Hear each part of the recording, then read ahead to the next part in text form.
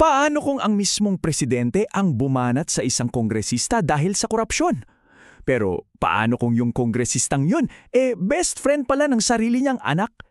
Ito yung kwento ni Congressman Eric Yap, isang storya tungkol sa kapangyarihan, pagkakaibigan at bilyon-bilyong pisyong pera ng bayan na biglang nawawala.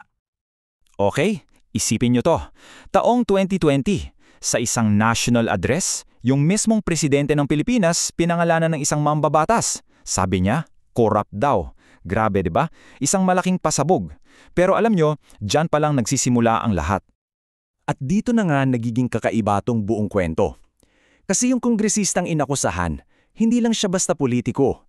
Siya pala yung pinakamalapit na kaalyado, yung best friend mismo ng anak ng presidente.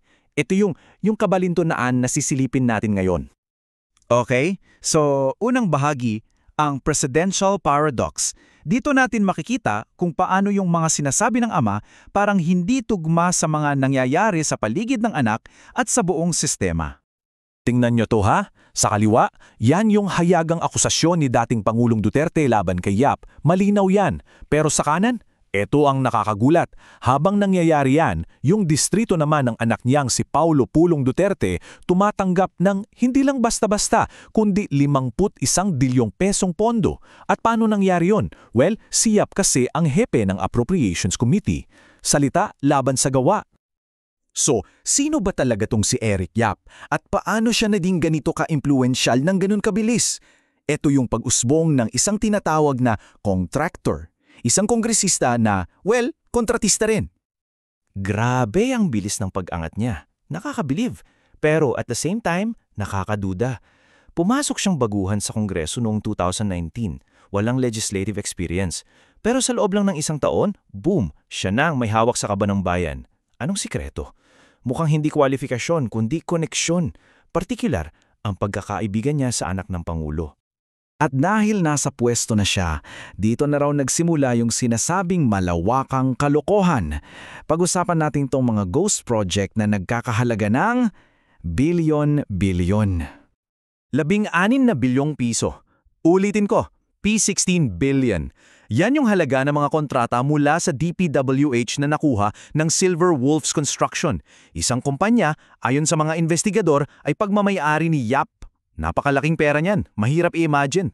Teka, ano nga ba yung ghost project? Simple lang, bayad na ng gobyerno, fully paid. Pero yung proyekto, halimbawa kalsada o flood control, palpak, kulang-kulang o mas malala, minsan halos wala talagang natayo. Yung pera ng taong bayan, biglang naglaho, parang multo.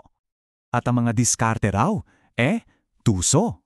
Ayon sa mga investigador, may mga pagkakataon daw na gumagamit sila ng mga prop pipes, mga peking tubo, para lang masabing tapos na ang proyekto pag may inspeksyon. Declared as complete, pero ang totoo, substandard. Parang magic, no? Isang malikaing pagnanakaw sa harap-harapan. Para lang magkaroon tayo ng idea kung gaano kalaki ang P16 billion, yung halagang yan katumbas na ng 4,000 bagong classroom para sa mga estudyante natin. O kaya naman, sapat na yan para punduhan yung buong National Tuberculosis Program ng bansa sa loob ng halos 7 taon.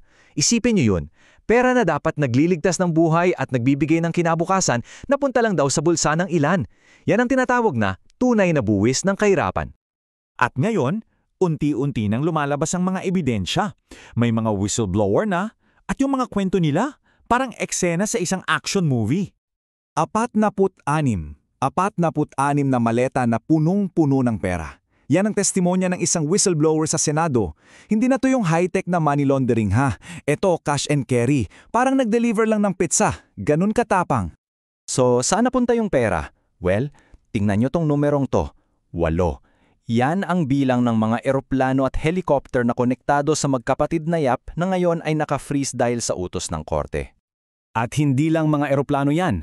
Base sa investigasyon ng Anti-Money Laundering Council o AMLC, ipina-freeze din ng korte ang 280 bank accounts, 22 insurance policies at marami pang iba. Kitang-kita dito kung gaano kalaki ang operasyon at yung yaman na kailangan talagang busihin. At yan ang resulta ng mga legal na hakbang na to. Sa bawat account na isinasara at asset na na-freeze, paliit ng paliit ang mundo ng mga sangkot. So, Ito na yung malaking tanong. Itong si Eric Yap ba, isang bad apple lang?